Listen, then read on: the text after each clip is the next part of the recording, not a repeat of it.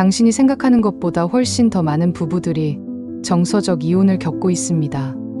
하루가 다르게 피어나는 고립감, 사소한 일에도 지나친 분노, 그리고 끝내 말하지 못한 감정들. 그 모든 신호가 당신의 관계가 사라지고 있다는 경고일 수 있습니다.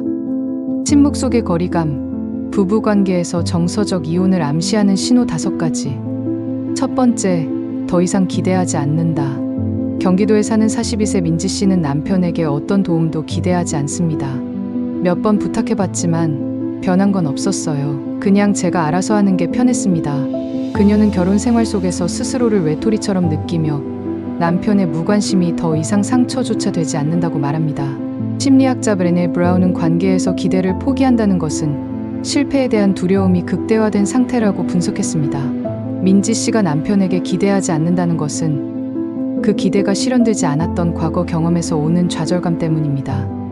기대는 관계의 가능성을 열어주는 중요한 요소입니다. 기대가 없으면 관계는 서로를 성장시키는 대신 한 사람의 일방적인 책임으로 치우칠 위험이 있습니다. 이는 신체적 피로뿐만 아니라 정서적 소진으로 이어지는 결과를 초래합니다. 두 번째, 싸울 기력도 없는 감정적 마비.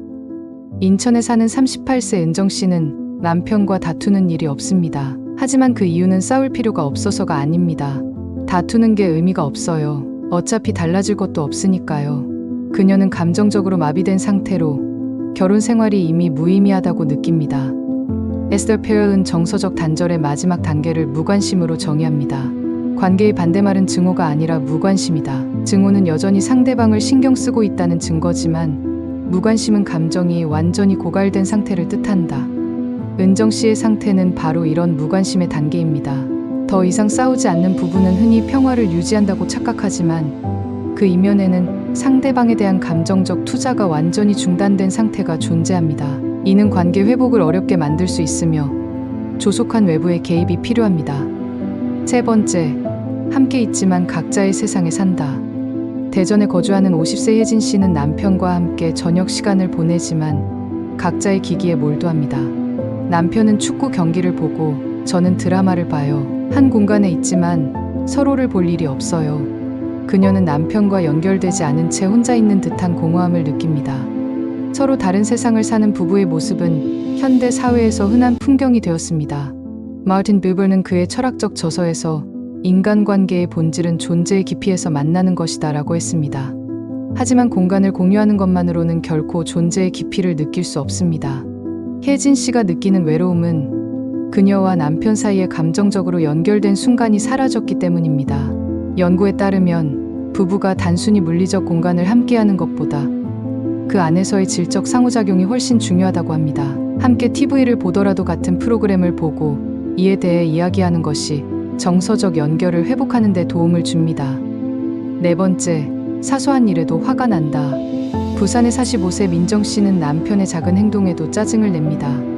설거지를 좀 늦게 하면 뭐 어떠냐고요? 근데 그게 그렇게 싫더라고요. 저도 왜 이런지 모르겠어요. 사실 민정 씨의 짜증은 단순히 설거지 때문이 아니었습니다. 해결되지 않은 감정적 거리감이 사소한 상황에서 폭발하는 것이었습니다. 심리학자 슈슨 데이비드는 짜증과 분노는 우리가 말하지 않은 욕구를 대신 표현하는 감정적 언어다라고 말합니다.